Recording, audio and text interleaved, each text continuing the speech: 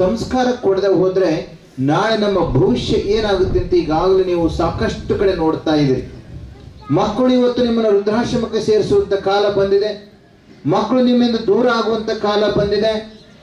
ಆ ಮಕ್ಕಳು ಇವತ್ತು ನಿಮ್ಮ ಮಕ್ಕಳು ಹಂಗಾದಾಗ ಅವ್ರ ಮಕ್ಕಳು ಇಲ್ಲಿ ಏನಾಗ್ಬೋದು ಅನ್ನೋದನ್ನು ನೀವು ಯೋಚನೆ ಮಾಡುವಂತ ಕಾಲಘಟ್ಟದಲ್ಲಿ ನಾವು ನಿಂತುಕೊಂಡಿದ್ದೀವಿ. ಎಲ್ಲ ಡಿವೈಡಿಂಗ್ ಸಿಸ್ಟಮ್ ಬೆಳೀತಾ ಇದೆ.